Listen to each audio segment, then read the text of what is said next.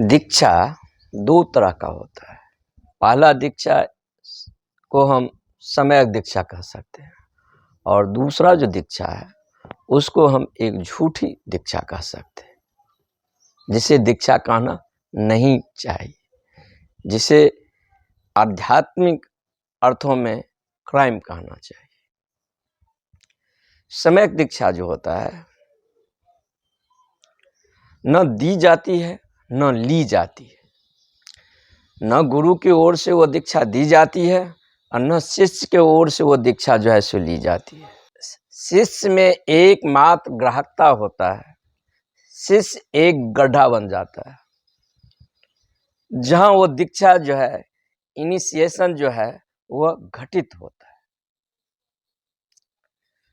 गुरु वहां मात्र गवाह होते हैं, क्योंकि शिष्य जो है वो जो दीक्षा घटा है, शिष्य पूरा नहीं देख सकता है क्या घटा है, क्योंकि उसके आंखों पर अभी मूर्छा का कुहासा भरा हुआ है। वह अपने को आधे ही देख सकता है, लेकिन गुरु का जो आंख है वो पारदर्शी हो चुका है, वह आर पार देख सकता है। दूसरी जो ये दीक्षा है सम्यक दीक्षा, तो गुरु वहां सिर्फ एक गवाह होता है, एक विटनेस होता है। वह गुरु की ओर से दीक्षा नहीं दी गया है। दीक्षा का मतलब जो कि हम एपियर हैं, प्रकट हुए हैं और परमात्मा की ओर से मुझे स्वीकृत मिला है कि नहीं, मैं उसका हो गया हूँ कि नहीं, मैं अपने को तो इस धारा में पूरा छोड़ रहा हूँ, उसने मुझे स्वीकार किया कि नहीं। यानी ईश्वर की ओर से इनिशिएशन हुआ कि नहीं, मैं स्वीकृत हुआ कि नहीं, मैं इस धारा में प्रवेश करने के लिए तत्पर हूँ, क्या उसने मुझे स्वीकार किया कि नहीं, क्या उसने मुझे इनिशिएशन किया कि नहीं। तो ये शिष्य को महसूस नहीं हो सकता है, लेकिन गुरु का आंख जो है सो पारदर्शी हो चुका है, वह देख सकता है ये स्वीकृत हो चुका है कि नहीं स्वीकृत हो चुका है। जब बुद्ध, महावीर या शंकराचार्य के पास कोई शिष्य संन्यास के दीक्षा के लिए जाते थे, तो ऐसे नहीं जो कि दीक्षा तुरंत दे देते थे। पहले कहते थे साल 2 साल रुको, ठहरो, ध्यान करो, ऐसे उठो, ऐसे बैठो, ऐसे जियो। जब ध्यान से वो पात्र उसके भीतर तैयार हो जाता था, जब ध्यान से उसके भीतर वो पात्रता का बोध आ जाता था, वो जो ईश्वर का प्रकाश बरस रहा है निश्चित 24 घंटा, उसको अपने घड़ा में वो भर सकता है। तब एक दिन बुद्ध कहते हैं उठो, खड़े हो और तुम दीक्षित हो गए हो। परमात्मा से तो मैं अभी भी जुड़ा हूं।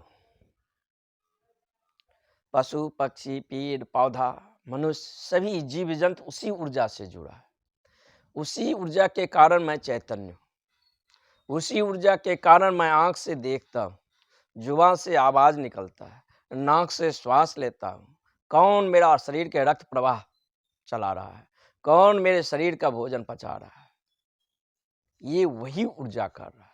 लेकिन मैं इतने तमस में, इतने मूर्छा में हूं कि मुझे उसका बोध नहीं है, मुझे वो आंख नहीं है।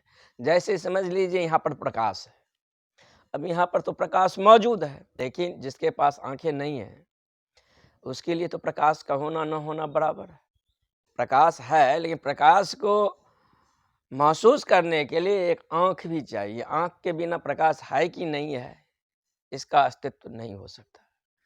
जैसे ध्वनि है, और ध्वनि को महसूस करने के लिए कान का भी होना जरूरी है, क्योंकि कान के बिना जो है ध्वनि को महसूस नहीं किया जा सकता। तो परमात्मा तो मौजूद है, उसने मुझे चारों ओर से घेरा है, वही मुझमें बह रहा है, वही मुझसे बोल रहा है, वही हमारे द्वारा प्रकट हो रहा है, लेकिन मुझे इसकी प्रतिभिज्ञा नहीं है, मुझे इसका महसूस नहीं है, या मेरे पास वो आंख नहीं है जो तीसरी आंख जिसे परमात्मा को देख सके, जो महसूस कर सके उस ईश्वर को। तो पहले बुद्ध और महावीर के पास या शंकराचार्य के पास जो शिष्य जाते थे, ऐसे नहीं गए और दीक्षा दे दिया गया। पहले उसको कुछ समय वहाँ पर साल, 2 साल, 3 साल रुकना पड़ता था, ध्यान करना पड़ता था। और ध्यान से जब उनके भीतर वो पात्रता, वो विवेक का जागरण हो जाता था, वो आँख जिससे वह जगत के पार और पार्थिव जगत को देख सकता है, तब एक दिन जो है सो बुद्ध और महावीर या शंकराचार्य इस प्रकार के लोगों को तब कहता था, अब तुम दीक्षित हुए, मैं दीक्षा नहीं दे रहा हूँ, मैं तेरा गुरु नहीं हूँ। क्योंकि जो वास्तव में जो दीक्षा घटता है वो परमात्मा से घटता है, कोई दीक्षा दे नहीं सकता है। परमात्मा को ओर से मैं एक्सेप्टेड हुआ हूँ कि नहीं हुआ हूँ, इसका मात्र गुरु एक गवाह होता था। झूठी दीक्षा, हम गए, 2 टके का आदमी जिसको स्वयं के अपने परिचय मालूम नहीं है, क्या बोल रहा है नहीं बोल रहा है ये भी उसे महसूस नहीं हो रहा है, अब वो आदमी से मैं कान फुकवा लिया, मंत्र दे दिया और दीक्षा ले लिया। तो यहाँ लेने वाला भी शिष्य होता है और देने वाला भी गुरु होता है। जहाँ लेने वाला और देने वाला दोनों मौजूद है और तीसरा जो है सो अप्रगट है, तीसरा का पता नहीं, तो वो जो दीक्षा है वो झूठी दीक्षा है। तो झूठी दीक्षा जो है सो बहुत इजी है और इसको जो है सो बाजार बहुत तेज है।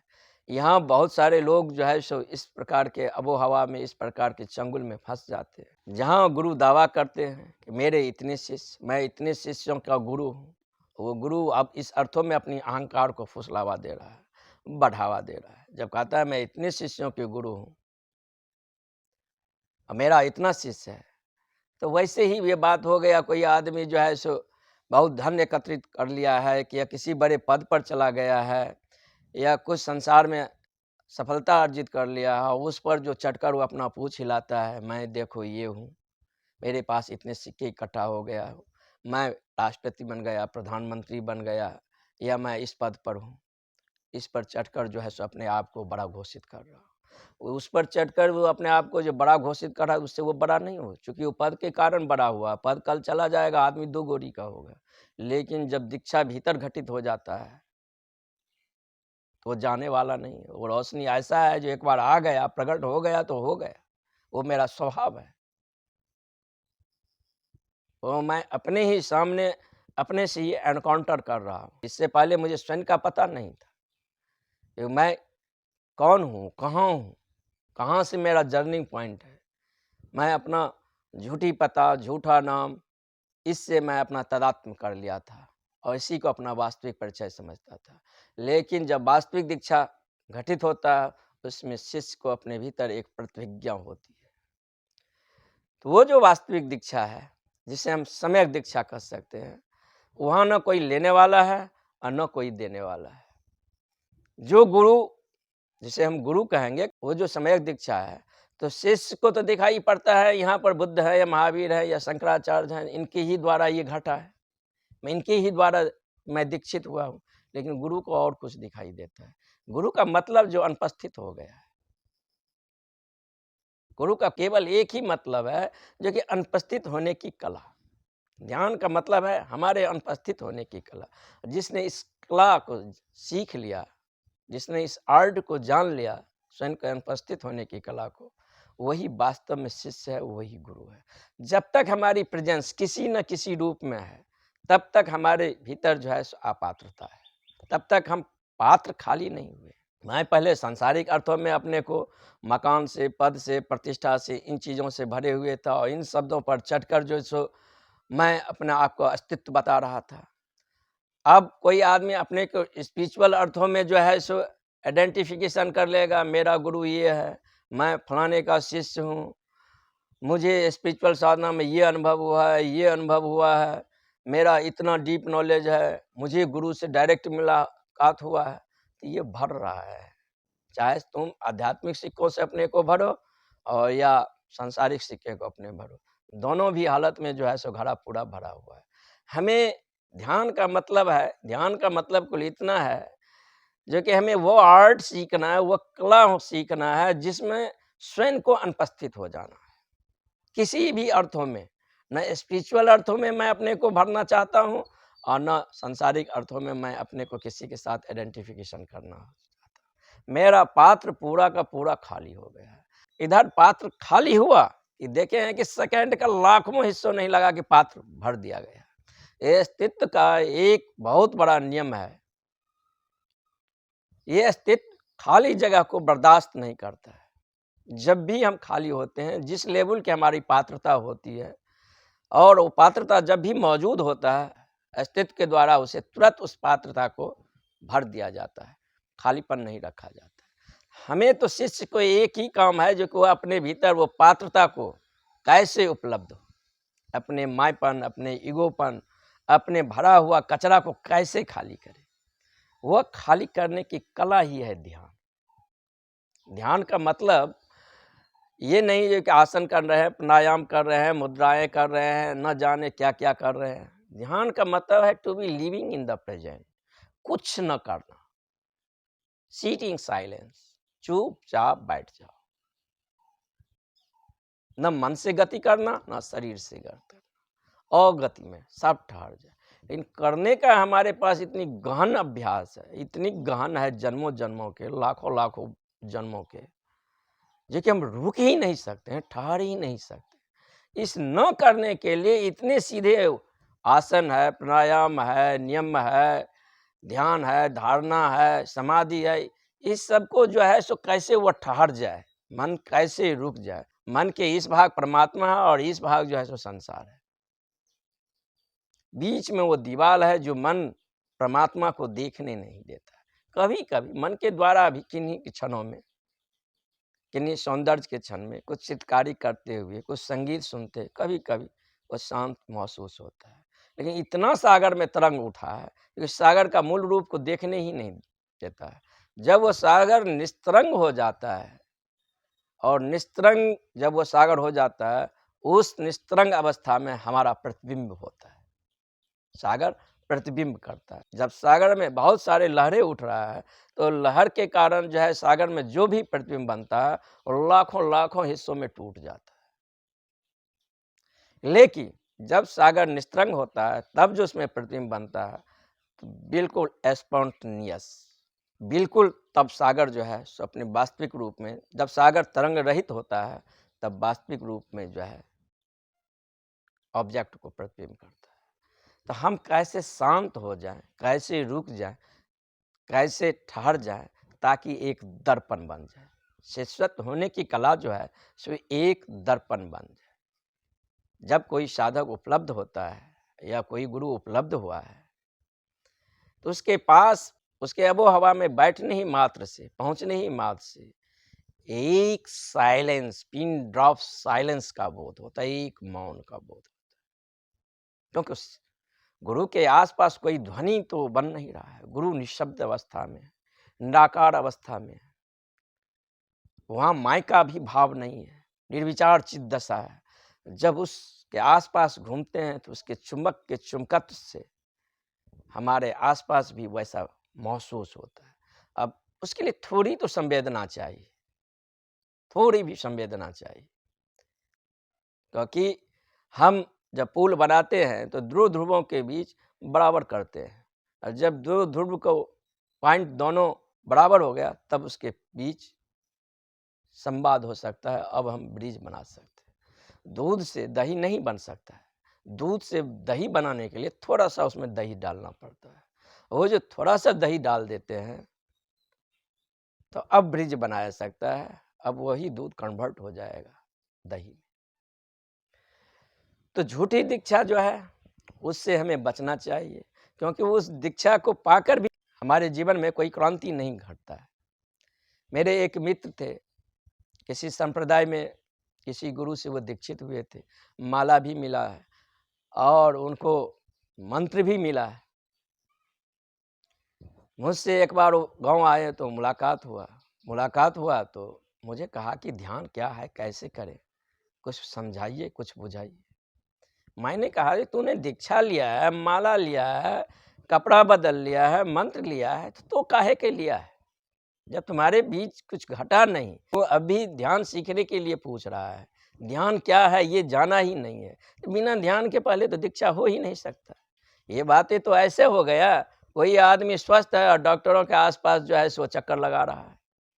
डॉक्टरों के आसपास तो वही चक्कर लगाएगा जो बीमार है। जो बीमार ही नहीं है, जो स्वस्थ हो गया, और डॉक्टर के पास काहे जाएगा?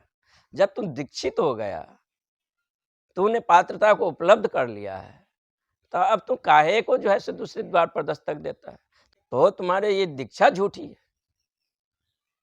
दवा लिए, बीमारी ठीक नहीं हुआ तो दवा झूठा है। या वो गुरु या वो डॉक्टर जिसने दवा प्रिस्क्राइब किया है वह झूठा है, उसको प्रतिज्ञा नहीं है। लेकिन संसार भीड़ों की जमात है। यहाँ असली भी सिक्के हैं और नकली भी सिक्के हैं।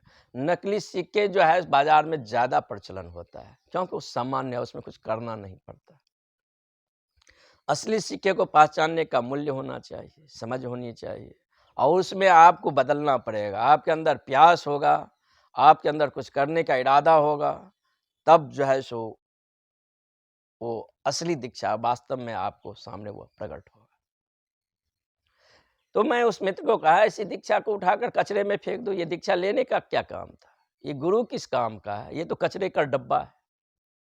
तूने कपड़ा बदल लिया, माला ले लिया, नाम ले लिया, मंत्र कान में फुकवा लिया, और तुम्हें कोई परिवर्तन नहीं, तुम वही का वही। तो ऐसे आग को आग कहूँगा क्या जिसमें हाथ दिया हाथ नहीं जला? ये आग आग ही नहीं होगा, मेरी कल्पना होगा या झूठी ये वक्तव्य होगा। लेकिन आदमी के सोचने समझने की प्रतिज्ञा नहीं। जो मैं जो कुछ कर रहा हूँ उसका इफेक्ट मुझ में हो रहा है। लेकिन जब सम्यक दीक्षा होगा तो दीक्षा न दी जाती है न ली जाती है। शिष्य में एक पात्रता होता है, शिष्य तैयार होता है, और ईश्वर की ओर से इनिशिएशन होते हैं, दीक्षित होते हैं। मात्र गुरु एपियर है, वहाँ मौजूद है, और मात्र गुरु एक गवाह है, जो कि तुम्हें परमात्मा के द्वारा स्वीकृत किया गया है। अब तुम अपने को पूरे छोड़ दो इस धारा में। अब वो सोचे, अब वो तुम्हें एक्सेप्ट कर लिए। अब प्रवाह करने वाला तुम्हारा साक्षात ईश्वर है। अब तुम्हें अपने का कोई चिंता नहीं। तो गुरु का मतलब ही है जिसने अनुपस्थित होने की कला को सीख लिया है।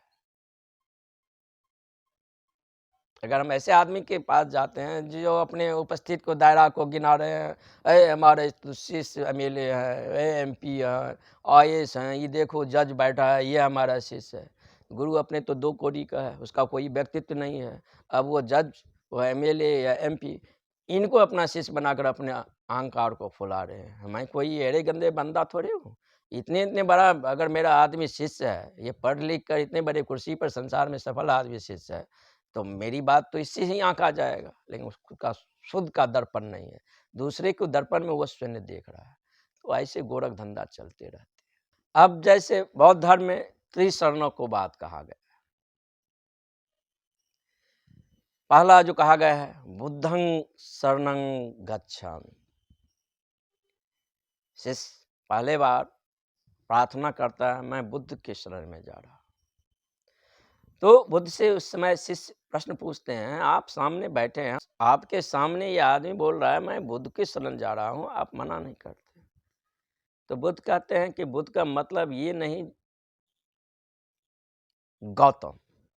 जब तक मैं गौतम था तब तक मैं सामान्य आदमी था। बुद्ध का मतलब जिसने जाग गया, जिसने अपने स्लेट को पूरा साफ कर लिया, जिसने अनुपस्थित होने की कला जो है सो जान लिया। तो ये जब कहता है बुद्धं शरणं गच्छामि, तो ये कह रहा है कि मैं जागे हुए के शरण जा रहा हूँ। गौतम दी बुद्धा नहीं, जागे हुए जो बुद्ध हैं उनके शरण में जा रहा हूँ। दूसरे स्टेप में कह रहे हैं संघं शरणं गच्छामि। एक ही बुद्ध को नहीं, ये जो जितने जागे हुए बुद्ध हैं, जिसने बुद्धत्व को पाए हुए हैं, और भविष्य में भी जितने बुद्ध होंगे, ये जो बुद्ध हैं, इन बुद्धों का जो संघ है, मैं उसके शरण में जा रहा हूँ। बुद्धं शरणं गच्छामि। तीसरे स्टेप में कहता है धम्मम शरणम गच्छामि। अब मैं धर्म के शरण में जा रहा हूं। धर्म का मतलब वो जो अल्टीमेट लॉ है, वो जो ऋतंभरा है, जो पूरे ब्रह्मांड को संभाला हुआ है, उस धर्म के शरण में मैं जा रहा हूं। 3 सरेंडर है, 3 समर्पण है। पहला जागे हुए के प्रति, दूसरा जागे हुए बुद्धों के जो संघ हैं, जो अभी तक उपलब्ध हो चुके हैं, जो भविष्य में उपलब्ध होंगे, उनके शरण में मैं समर्पित करता हूं। और तीसरा वो धर्म। धर्म का मतलब कि ये जागे हुए का जो संघ है ये भी नहीं, वो अल्टीमेट लॉ जिसके कारण ये ब्रह्मांड का समसरता का नियम जो है, ये जो पूरे ब्रह्मांड को जो संभाले हुए हैं, जिसे गुरुदेव कहते हैं अल्टीमेट एल्केमी, वो जो समसरता का सिद्धांत है, उसके शरण में मैं जा रहा हूं। तो 3 सरेंडर वहां था। तो जब वो दीक्षा, सम्यक दीक्षा घटित होता है, तो वहाँ न कोई गुरु होता है, न वहाँ कोई शिष्य होता है। वहाँ वर्षा तो हो ही रही है, शिष्य एक गड्ढा बन गया है, एक पात्रता को उपलब्ध किए हैं और पात्र को भर दिया जाता है। गुरु मात्र एक गवाह होता है, वो भी गवाह इस कारण कि शिष्य नहीं देख सकता है, नहीं जान सकता। गुरु की आंखें जो पारदर्शी हो गया है, वो आर पार देख सकता है, जान सकता है, समझ सकता है। और वो इनिशिएशन तुम्हारा हुआ, तुम दीक्षित हुए, इसका मात्र एक सूचना देते। वो दावेदार नहीं है, कोई दावा नहीं है। लेकिन जो नकली गुरु हैं वो हमेशा दावेदार होगा, किसी न किसी अर्थों में दावेदार होगा। अब ऐसे ऐसे गुरु है, तुम कहोगे मुझे दुख है, समस्या है, परेशानी है, अब वो कहेगा जाओ समोसा खा लो, दरी जो है कारपेट लाल बिछा लेना, तुम्हारी समस्या समाधान हो जाए। अब देखो उनके सभा में मैं देखता हूँ पढ़े लिखे डॉक्टर वर्ग के लोग हैं, और इनके खोपड़ी काम नहीं कर रहा है कि समोसा खाने से समस्या का समाधान होगा। दरी जो है रेड कर देंगे कारपेट को, तो इससे हमारे घर की जो है सुख शांति बढ़ जाएगा। बुद्धिमत्ता तो है ही नहीं। यहाँ इंजीनियर है, डॉक्टर है, वो भी जो घर बनाएगा तो घर के सामने जो है सो अपना नजर न लग जाए, एक काली नजर से बचने का एक सिंबल लगा लेगा। तो क्या बात है, क्या तुम्हारी वैज्ञानिकता है, क्या तुम्हारी खोपड़ी में है। तो जीवन के प्रति हमारा 3 दृष्टिकोण हो सकता है, एक बौद्धिक, तर्कशील, वैज्ञानिक, दूसरा अबौद्धिक, अंधविश्वास, और तीसरा तर्कातीत।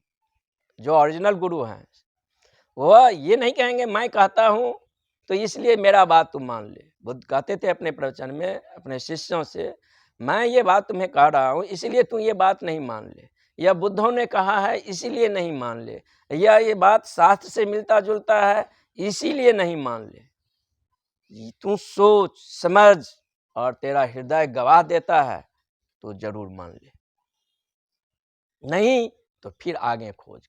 बुद्ध में धार ही तब पैदा होगा जब हम सोचते हैं, समझते हैं, इंक्वायरी करते हैं, संदेह करते हैं।